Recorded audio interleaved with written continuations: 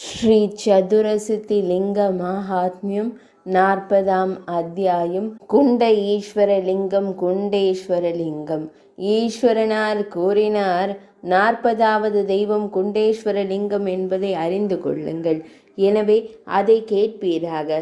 அதனை காண்பதன் மூலம் மட்டுமே நல்ல இலக்கை அடைய இயலும்.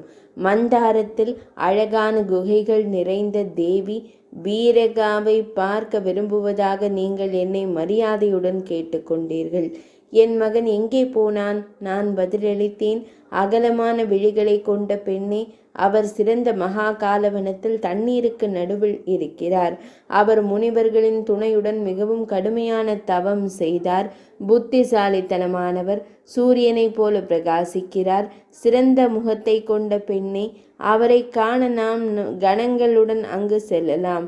என் வார்த்தைகளை கேட்டதும் நீங்கள் என்னை வற்புறுத்துகிறீர்கள். சம்புமூர்த்தியே, எழுந்திருங்கள், நாம் செல்வோம். சீக்கிரம் காளையின் மீது ஏறுங்கள். நீங்கள் திடீரென்று வீரகரை நினைவு கூர்ந்ததும் உங்கள் மார்பகங்கள் பால் சுரக்கத் தொடங்கின. தெய்வமே, நித்திய தர்ம உருவகப்படுத்தப்பட்ட என் காளை எனக்கு நினைவுக்கு வந்தது. நான் அவரை குறித்து சிந்தித்து கொண்டிருப்பதை அறிந்து அவர் என்னிடம் வந்தார். பின்னர் நான் தங்களுடன் காளையின் மீது ஏறினேன். பல்வேறு வகையான கணங்களுடன் காளையின் தோள்களால் ஆதரிக்கப்பட்ட தம்முடன் நான் மிக வேகமாக புறப்பட்டேன். வளையல்கள் சப்தம் எழுப்பும் உங்கள் கரங்களால் நீங்கள் என்னை நெருக்கமாக தடவினீர்கள். காளை வேகமாக நகரும்படி வற்புறுத்தப்பட்ட போது நீங்கள் பயந்தீர்கள். அகன்ற விழிகளை கொண்ட பெண்ணே, கணங்களின் தலைவர்கள் காளையை இழுத்துச் சென்றனர்.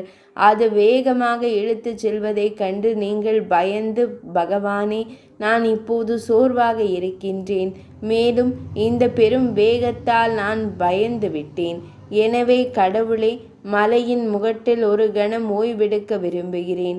நான் பாதங்களால் நடக்க விரும்புகிறேன்.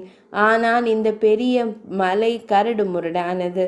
என் அன்பான பெண்ணே, தங்கள் வார்த்தைகளை கேட்டதும் நான் கூறினேன். சரி, அழகான இடுப்பை கொண்ட பெண்ணே, மலையின் அடிவாரத்தில் சிறிது நேரம் ஓய்வெடுங்கள்.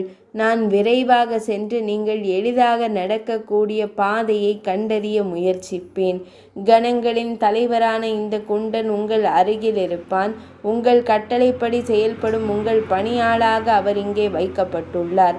அதன் பிறகு கணத்தை காவலாக வைத்து, தெய்வமே, கிழக்கு மலையில் உதிக்கும் சூரியனைப் போல மலையின் முகட்டில் ஏறினேன். அழகான பெரிய மலையை நான் மிகவும் கவனமாக கவனித்தேன். 10 ஆண்டுகள் கடந்துவிட்டன. அந்த அற்புதமான மலையின் பல்வேறு பகுதிகள் எவ்வளவு அழகு, எவ்வளவு அழகு என்று கதறிக்கொண்டிருந்ததை நான் கவனித்த போதும், தேவி, நீ திகைப்புடன் சிந்திக்க ஆரம்பித்தாய். திரிபுராவின் கொலையாளி எங்கே போனார்? நான் மையல் இன்பத்தை இழந்து மையல் நாயகனான மன்மதனால் எரிக்கப்பட்டதை அவர் நிச்சயமாக அறியவில்லை. என்னை கைவிட்ட பிறகு மகாதேவர் எங்கே கவலையற்றவராக இருக்கிறார்? மனதளவில் பிறந்த மையல் கடவுள் ஹரன் போய்விட்டார். பழைய பகையை நினைவில் வைத்தார். அவருக்கு கை கால்கள் உடல் இல்லை என்றாலும் அவர் தன் வெல்லில் அம்புகளை பொருத்தி இப்போது என்னை துன்புறுத்துகிறார். பிறகு நீ புலம்ப ஆரம்பித்து இப்படியும் அப்படியும் காண ஆரம்பித்தாய். நீ அடிக்கடி புலம்புவதை கண்ட கணங்களின் தலைவரான குண்டன் தமது மனநிலையை அறிந்தான். அவன் சத்தமாக கூறினான், தேவி, சோர்வடைய வேண்டாம். தங்கள் கணவர் சீக்கிரம் வருவார். தங்கள் மனதை உற்சாகப்படுத்திக் கொள்ளுங்கள். தாமரை போன்ற முகத்தை கொண்ட பெண்ணே, குண்டனின் வார்த்தைகளை கேட்டதும் நீ மிகுந்த துயரத்துடன் கூறினாய், குண்டா, எனக்கு தெரியவில்லை. சங்கரர் எங்கே சென்றார்? இவ்வளவு நேரமும் என்ன செய்கிறார் என்று எனக்கு தெரியவில்லை. மகாதேவரை எனக்கு காட்டு என்று பல முறை அவரிடம் கேட்கப்பட்டது.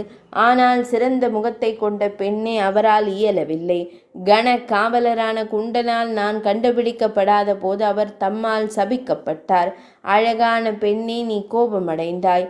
ஹரனை உன்னால் கண்டறிய முடியாததால் நீ மரண உலகத்திற்கு செல். இதற்கிடையில் அழகான பெண்ணே, நான் தம் அருகிலுள்ள இடத்தை அடைந்தேன்.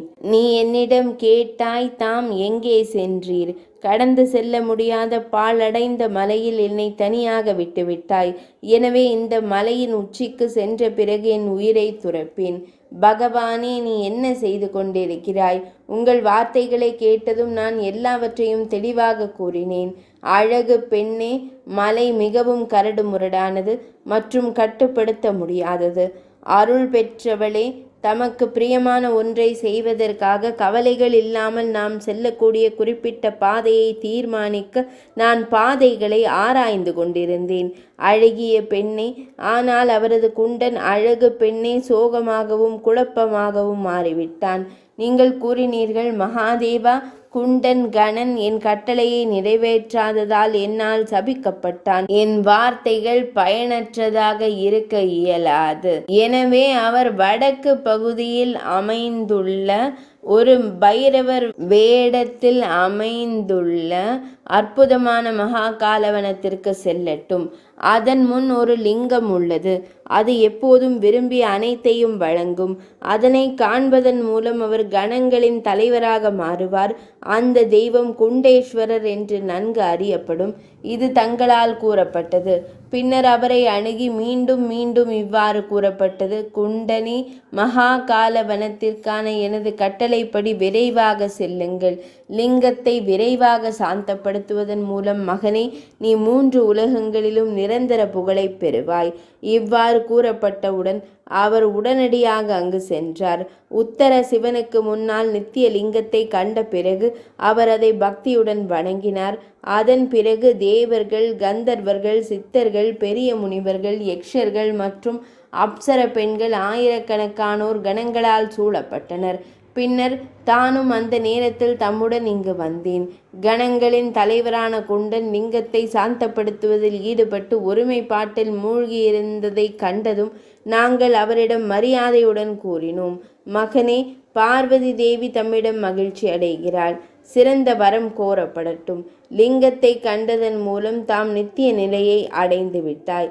இன்று முதல் இந்த தெய்வம் குண்டேஸ்வரர் என்ற பெயரில் பூமியில் நன்கு அறியப்படும். தெய்வம் எப்போதும் எல்லா செல்வங்களையும் அளிப்பவராக இருப்பதால் ஆரம்பமற்ற குண்டேஸ்வரரை பக்தியுடன் தரிசிப்பவர் 1000 குதிரை யாகங்களின் பலனை பெறுகிறார், வேறு வழியில் அல்ல. குண்டேஸ்வர லிங்கத்தை பக்தியுடன் வழிபடுபவர் எப்போதும் தானங்களின் முழு பலனையும் அனைத்து தீர்த்தங்களையும் தரிசிப்பதன் பலனையும் பெறுகிறார்.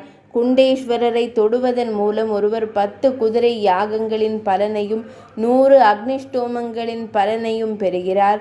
காலையில் தெய்வத்தை பக்தியுடன் தரிசிப்பவர்கள் சந்தேகத்திற்கிடமின்றி மகிழ்ச்சி அடைந்து அனைத்து ஆசைகளையும் நிறைவேற்றுவார்கள். இவ்வாறு தேவி குண்டேஸ்வர தேவரின் பாவத்தை அளிக்கும் சக்தி தங்களுக்கு கூறப்பட்டுள்ளது. இனி லும்பேஸ்வரரின் கதையை கேளுங்கள். 40ஆம் அத்தியாயம் இனிதே நிறைவடைந்தது.